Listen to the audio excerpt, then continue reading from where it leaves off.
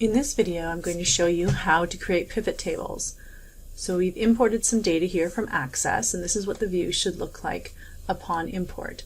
First, let's change the sheet name to read vehicles. And what we want to know from this data is the average maintenance cost of vans versus pickups versus sedans so that we can decide which vehicles are most cost effective. The pivot table is a perfect tool to help us answer questions like that are multifaceted. So the first thing you need to do to create a pivot table is to click into the data anywhere. I'm just going to close this queries and connections here, and then under the insert tool here I'm going to insert a pivot table and making sure that it is taking the table range of all of the data, and it's going to create a pivot table on a new worksheet. So go ahead and click OK to that. So once you create a pivot table, you need to see the pivot table fields options in order to pull in the data that you would like to summarize. So for example, we're going to go for the type of vehicle, pickup, sedan, truck, or van, and we want to know how much maintenance has been paid per vehicle type. So you can see right away by pulling fields into the different categories here, I get that nice summation. By default, Excel will summarize the data. If we wanted an average, we would click this drop down here and take a look at the value field settings and then select average as the statistical function. Click OK. So let's say if we wanted to know the average maintenance and also have an idea of the price of each vehicle, we can try and create a table that summarizes that, but the view is not as optimized. So what you might want to do is actually create a filter by price. And so here at the top you can see now that I've got price, and I can filter and select multiple prices of those vehicles. If we wanted to look at a cross-tabulation of the make of the vehicles, we could click on that and move it into the columns area to get cross-tabulation of that. Let's save this file, and now we'll clean up this pivot table so that it makes a little bit more sense. So instead of row label, change the data in this field to read type. And here we've got the make. So again, I'm selecting the text here and typing make. This is not the grand total. We've changed the calculation to be an average of the maintenance. Here in A9, it will change it for both. Let's format the data and save. We can change the view of this pivot table if we like by pulling the make above the type or vice versa to see the way the data would be displayed differently. It's really important to note that if I click outside of my pivot table data, I lose all the pivot table options in the menu and also the pivot table field settings. So make sure you're clicked into that pivot table if you want to see those pivot table field settings. What if instead we were interested in the average maintenance by the vehicle type per department? So let's click on Department Assigned. By default, it gets added to the rows here, which is making the data very complicated to read. So let's pull department into the columns, and then we'll remove the type from the row here. So just drag it out and it will be gone.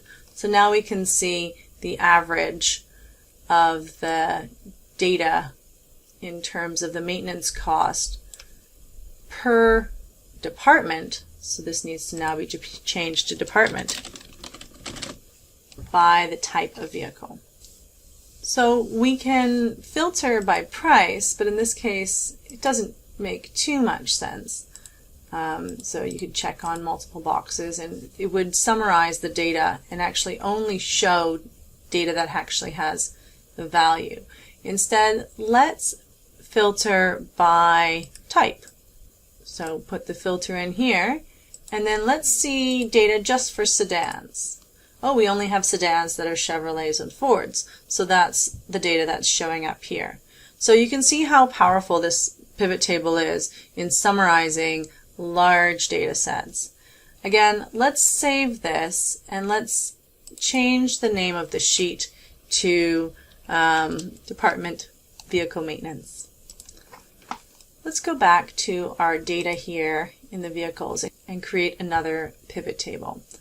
Insert pivot table. Again, we will create this in a new worksheet and we will add in the year this time, and it won't be a summation. We'll put that in the row. The price will be the value, and let's put type here across the columns. So again, we have a bunch of data that's not formatted, so let's select it and format it appropriately.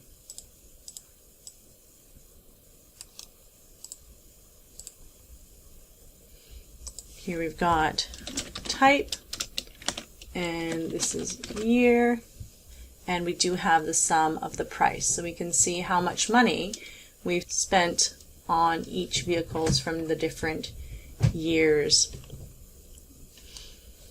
Let's add a slicer here.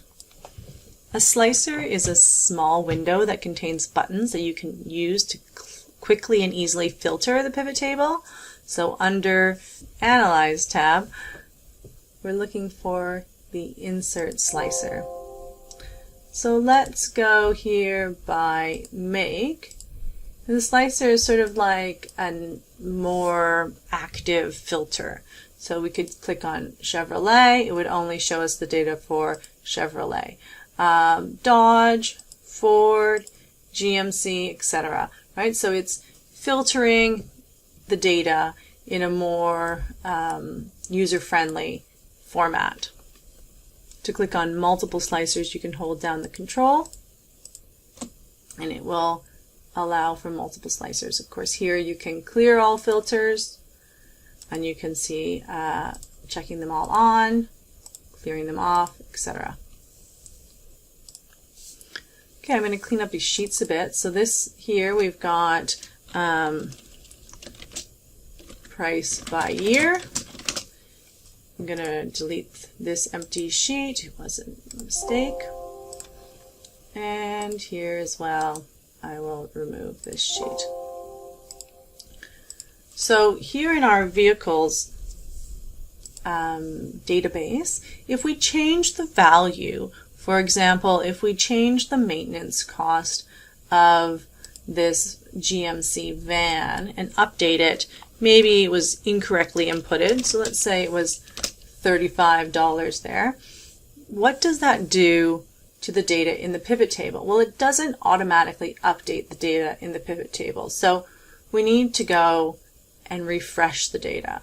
So in order to do that, we go to the Analyze tab and refresh. Now we can see that value changed slightly. Finally, we're going to take a look at how we can add some calculations to our pivot tables. So I'm just going to clear the filter here, and we will add a percentage of to see what percentage of the total each department spent on these types of vehicles. So we're going to change the average here to the sum of maintenance, and then we're going to pull sum of maintenance in again, and it's duplicating that here. You can see sum of maintenance is being duplicated across the pivot table. We're going to change that in. So clicking on the drop down value field settings, we're going to have this show as a percentage of the grand total. So clicking OK, we can now see that the value has changed into a percentage of the grand total of our maintenance cost. Now we'd want to clean this up a bit. So of course this would be a percentage of total. That would copy across all of the columns there. Finally, the last thing we're going to do is create a calculated field. We want to know the maintenance cost. If they were discounted by 10%, what would the savings have been? We're going to add a calculated field. Make sure you're clicked into the pivot table. And under the Analyze tab, we're going to select Fields, Items, and Sets. Calculated field. And here we're going to set our field name. The name will be Discounted Maintenance. Create a formula here that takes the maintenance, so double clicking, times 90%.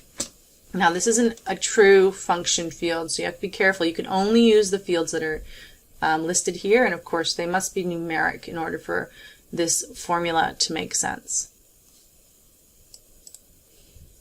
And click OK. Now we have a sum of the discounted maintenance, which is 10% less than the sum of the maintenance. And again, if we remove the department here, just by clicking this off, we can see a much more summarized view, but we don't see per department how much was spent. So you can play around with these pivot tables to make sure that they are easy to read. Usually less is more. Multiple pivot tables usually make it easier to sort of slice and filter out the data that you want to see in each spreadsheet.